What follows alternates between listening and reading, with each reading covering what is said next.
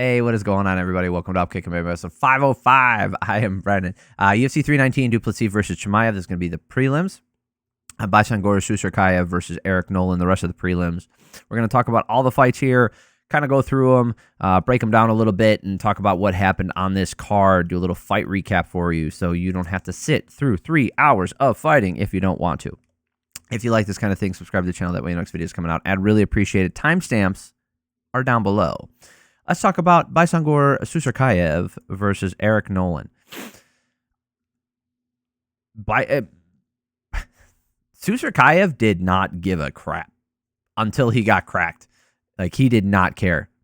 Nolan moved up in weight for this. Good on him. I thought he looked great.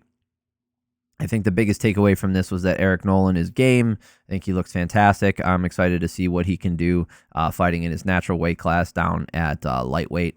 So we'll see. We'll see. But Susurkaev also looked functional. I thought he looked pretty good. Going up against an undersized guy and not taking things serious, it's hard to tell how good he would be if he took this thing serious from the start. If this is how he's going to fight every time, he's going to run into a lot of problems. Susurkaev pressuring, smiling at him. Nolan lands on him with the 1-2. Susurkaev is just not, like I said, he's not taking this serious. He's just holding on to him in the clinch, being the bigger guy, and then some slick jabs from Nolan, and then Susurkaev goes for the takedown when he realized he was actually going to have to fight. And then Nolan rocks him at the end of the round with that right hand. And that took the round for him. He got out. Susurkaev outstruck him 19-18, but the biggest and most damage came from Nolan. He outstruck him to the head 16-9. Not even close there. I thought for sure Nolan did more damage. I thought it was pretty damn close even going into that big shot. So I had Nolan winning 10-9.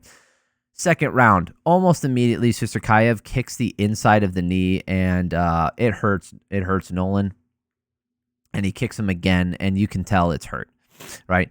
He gets to the back, it gets the neck crank finish, and that's great for him. But he's really lucky that he kicked the inside of the knee just in the spot where it happened hurt. I don't know if Nolan's knee is really messed up, if it's a ligament or anything like that.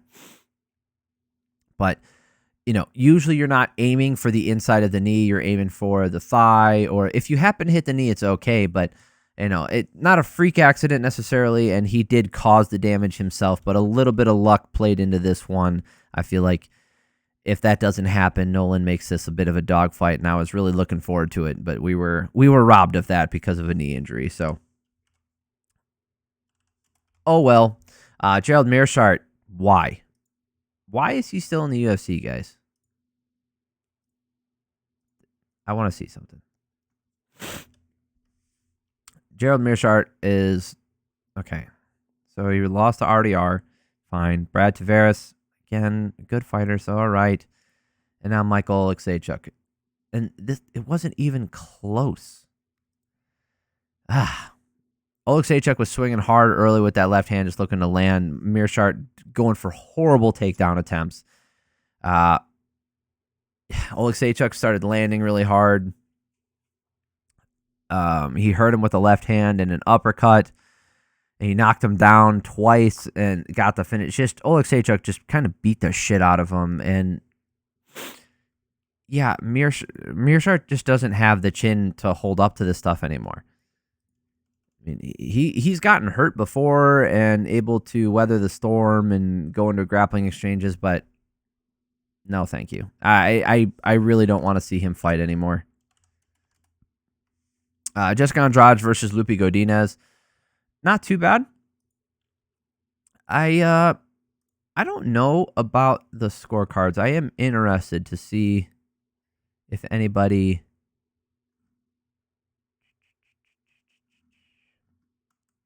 saw this. All right. Godinez accepting the back foot, and Andrade just closing her down with the hooks, and that was pretty much the entire first round, and then halfway through the second round, it was pretty much the same thing. Godinez was backing up, landing some slick counters, and then she would keep moving. She wasn't running away. Absolutely not. She was engaging. She was landing really good shots, and she was able to put the pressure on Andrade in this first round a little bit. Andrade started to find the mark with those hooks and chasing her down near the end of this first round, but she wasn't really able to put it together. She got outstruck here 41-18. Godinez had the... I'm sure somebody has said this. Her shots were not loopy. So dumb. Bad joke. Anyway, Godinez was throwing a lot of her shots right down the middle, and it was intercepting Andrade as she was moving in. Andrade, you know what she's going to do. She's obvious with it. She walks you down. She throws hooks. She looks like Wanderlei Silva, and she eats shots as she does it. And the whole thing is, like, you got to slow her down by either really damaging her, taking her down, or moving off the center line and picking her apart. So, I mean, I just described any way to win any fight ever, but the point is with Andrade, you know what she's going to do and you know how to beat her, and Godinez did a great job in the first round. But you could see that Godinez kind of slowed down, and, Andrade was finding her mark at the end of the round. Second round, Godinez does not want to stand anymore. She starts going for takedowns. And then Godinez, Andrade is like eating those shots and swinging hooks, but Godinez she fails on another takedown. She ends on the round getting clinched up. It's still her round, right? I think she did more damage, but Andrade was clearly putting it on her. She really was. Like, she was starting to break her. The striking numbers got a little bit closer, right? 31-15 in favor of Godinez instead of being outstruck 40-18. So a little bit closer. Andrade was looking pretty good. Okay. At the end of the round, Godinez really wants to take down this last round. She's looking a little tired of striking as Andrade shucks her off and continues to pressure. She just Godinez landed some flush shots. She landed more in this round than she did in the second round, 36, right, as opposed to the 31 that she landed in the second round. So it's not like she wasn't landing. She was landing, but Andrade just refused to take a back step, kept walking her down, and started to beat the shit out of her. Started to land those big shots. The difference in the power of Andrade made a huge impact in this last round. 57-36 for striking numbers in favor of Andrade. Way more damage. I think Andrade did more damage in this round than Loopy did to her in the previous two rounds. But that's not how this works. It's scored round by round. If you were to judge the fight as a whole, I'd probably lean towards a draw. Right, but I'm not doing that. That's stupid. That's not the game that we're playing. Andrade clearly lost. It was just interesting. I was interested to see if the judges saw it. Nope, all saw it the same way. 29-28. No controversy there. I said there wasn't a lot of controversy. No fouls either. There were no stoppages due to fouls. That's unbelievable. Maybe because they're in Chi-Town. That's definitely not what it is. Alexander Hernandez taking on Chase Hooper. Once you think that Chase Hooper kind of puts it together, he hits this roadblock. Good on. And Hernandez has been the opposite. You figured Hernandez was done. He kind of fell apart there for a while. He became a win-loss fighter for the longest time. Since 2019, he's been a win-loss fighter. Right? This is the first time in his UFC career he's won more than 2 fights in a row. And, I mean, he's lost to some good fighters, and he's lost to some guys over the hill. He's lost to some people that he probably should have beat. It's, you can only fight the guy who's in front of you, and they gave him Chase Hooper. But Chase, man, Hooper, he's still awkward on the feet, way better than he was a few years ago, but still so freaking awkward. You can tell that it's just not his forte. Still keeps his head up high, doesn't really throw with the same kind of power that other people do, doesn't throw with fluidity. His striking it just looks awkward and weird, and not in the kind of like Tim Elliott purposeful awkwardness. It's more of it's like, the kid's first striking class kind of awkwardness. And that sounds disrespectful because obviously Hooper could probably beat it. Not probably. He could definitely beat the shit out of me. But it's more of like compared to his contemporaries, like you're looking at his striking, it is just not there. It still isn't. I thought last fight it looked pretty good. Who did he fight last? It wasn't Clay Guida. It was Jim Miller. Yeah. I thought he looked decent against Jim Miller. I thought he looked decent against Clay Guida. Vyacheslav Borshov, that was the one with the striking. What looked great. he was on a 5-fight win streak, and then he goes up against this guy. Like, the UFC, I think, has done a real big disservice to Hooper. I think Hooper, maybe he just got caught, and maybe he was overconfident. I don't know. But anyway, Hernandez started landing flush with a couple straights from either stance, stinging Hooper. It's the God dang. I wrote this down. I was like, if he can find the mark like this and keep finding the mark and avoid a cardio battle, Hernandez is gonna win, right? Hooper's looking for the takedown but can't get it. Really reaches for another one, and I was like, okay, here's the difference maker. If Hernandez slows down like he usually does, Hooper's gonna be able to get those takedowns later, and he's gonna be able to hold him down on the ground and dominate him, in my opinion. So it's like, what's gonna happen first? Is Hernandez gonna catch him with a shot, or is Hooper gonna break? Is Hernandez cardio gonna break? Which one of those is gonna happen? And then I wrote this down. I was like, close round in terms of real damage until the very end of the round, right? In which I thought Hernandez started to pull ahead in terms of the damage. But then, as I'm writing that, he drops him with a right hand and gets the finish right before the bell. I don't think it was the best stoppage. I think it was a little bit early, especially as as the round's ending, and he sat back, actively sat back. He didn't fall backwards. He sat back to go to guard. I think that was an early stoppage. It wasn't horrendous, but I feel like, again, the round's over.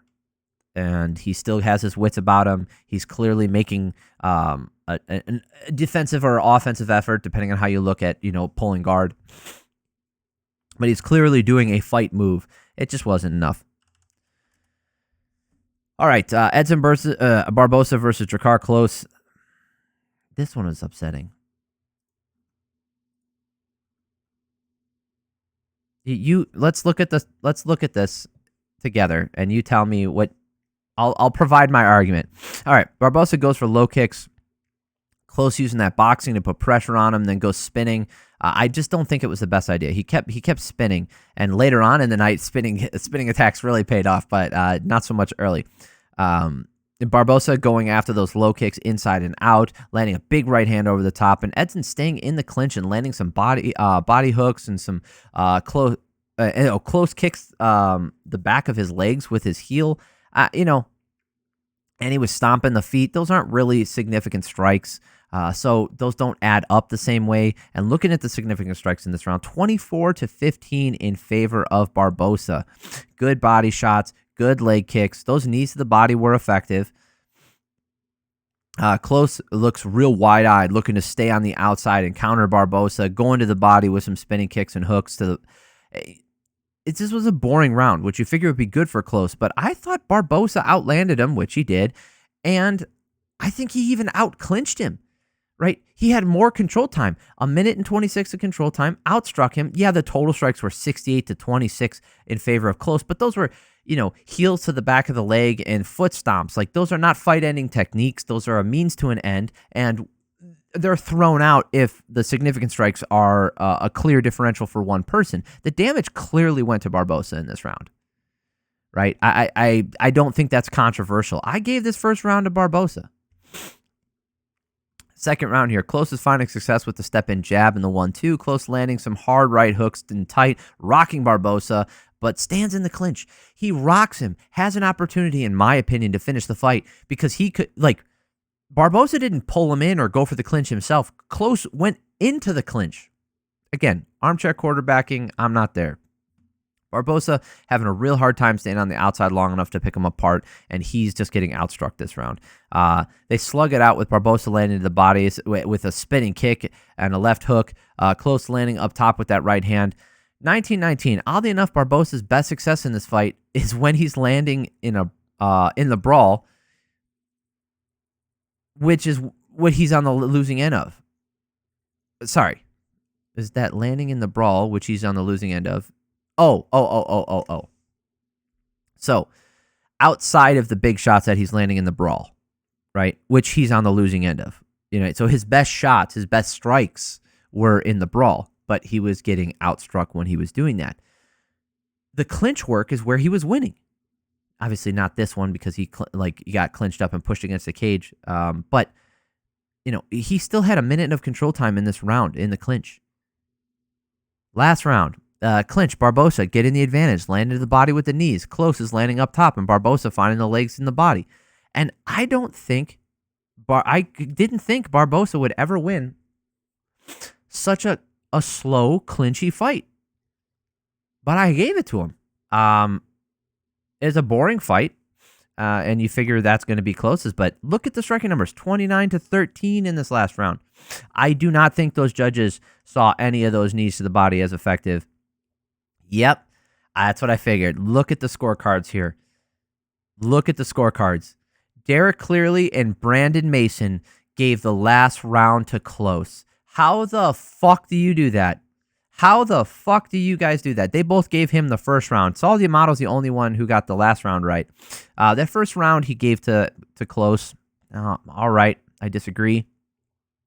But Derek Clearly and Brandon Mason gave the first round to Barbosa. Now, why do I have a problem with them not giving them the third round? Here's the thing.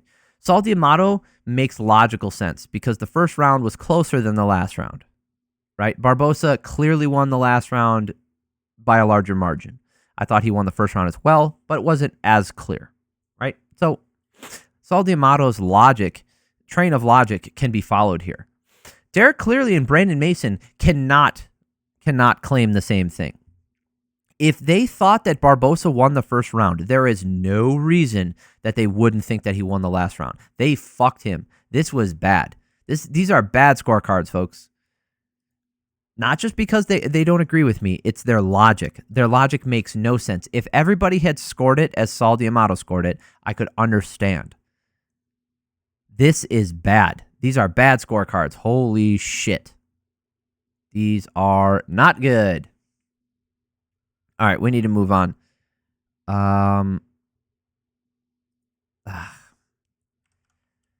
I'll try to blast through this one. It wasn't the most fun. Karine Silva versus Dione Barbosa.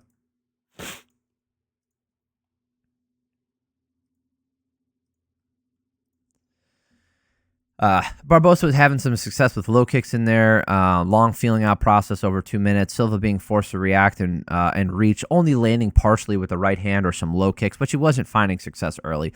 Barbosa went for the trip, got to the back body lock and the slam with 45 seconds left. Worked for a rear naked choke, kind of dominated her in this first round, 15-10, clearly her round. Second round. Silva catches a kick, gets her down, nothing with it, and they get back up in the clinch. She tries to throw her, but ends up on bottom. Barbosa was punishing her on the feet, but they get taken. But Barbosa, on the ground, kind of got stuck in the dead orchard, right? She got stuck in the dead orchard, and Silva was able to land some decent elbows from there. I gave the second round to Silva. I had it 19-19. Last round, Silva starting this round again with the pressure. She's doing a decent job of keeping activity up and not taking too much damage. It was a back and forth round, really close. Barbosa used double overs to throw her down, gets on top. Silva gets on top and goes for the ninja choke, gets to the back. Barbosa gets to the back on top with 120 left. Not a whole lot of damage. Probably Silva in this last round for controlling the sub attempt. It really depends on how you scored that second round. Because I felt like Barbosa had 2 minutes of control time in this last round. Yeah, it's weird. I feel like Silva won this one. The judges agreed. Yeah, look at the Eric Colon, Scott Jones, Josh Stewart. All gave the last 2 rounds. The commentary was real off on this one. Don't go back and watch that fight without the commentary if you're really worried about it, or if you want to argue. Just go back and watch it without the commentary because they were being pretty biased, and I think they were missing a lot of things. Alibi versus Alibi, Idiris versus Joseph Morales. Morales was looking to put him on the. Oh, let me pull up the stats for you guys. My bad. This was the Ultimate Fighter finale. Morales was looking to put him on the back foot immediately, primarily using his boxing. Idiris was mixing things up with the kick into the body, flying knees. He was doing a good job of attacking at all levels. He was using a variety of attacks, much more than Morales was. But in the clinch, both guys having some control, landing with, they both had over-unders. So it was a 50-50 position. They would both switch. Morales got the takedown finally, working his way to mount, taking the back with the body triangle, stands up with it. And Morales uses the Kimura grip to get off the back, because he was falling off the back, uses it to flip him back over, roll, and take the back again. Beautiful Kimura trap. So slick. Gets a deep rear naked choke right at the end of the round. Clearly his round, even though he got outstruck. You know, Idiris landed 18-10, outstruck him, but I felt like Morales clearly won that round. Morales right to the pressure, and Idiris trying all of the things to keep him away. Spinning, kicking, literally trying to do anything to keep him away from him. Morales looks really relaxed, even though he's pressuring in and avoiding the big shots. He's the one pushing the action, and he's the one who looks the most relaxed. It looked like Idiris just did not want to be there anymore. He wanted some time to breathe, and Morales was not giving it to him. He was going to the body. Idiris swinging really big, looking a little more labored with his movements. Morales hurts him with the straight shot to the body, walking him down, drops him with the right hand, takes the back easy, gets on top, locks up. And then he ends up getting flipped, getting taken down, but then Morales locks up the triangle and gets the beautiful submission finish. Great finish for him. And getting that. What Ultimate Fighter was this?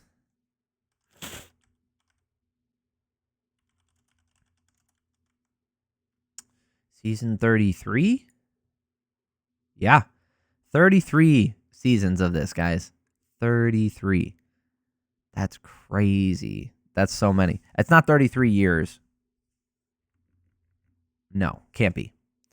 No, they've done more than one a year, but still so crazy. Anyway, if you like this kind of thing, subscribe to the channel. The next video coming out. I really appreciate it when people subscribe and they like the video. That's great. It just means a lot to me. Hell, if you watch the video, it means a lot to me. You don't have to do that stuff. I just appreciate anybody being involved in this stuff. I love doing this anyway. Let me know what you guys thought about the fights. Did you guys like the prelims? Did you like the main card? If you're looking for the breakdown for those, that's in my last video. I appreciate you guys. Have an amazing week. Love y'all. Peace.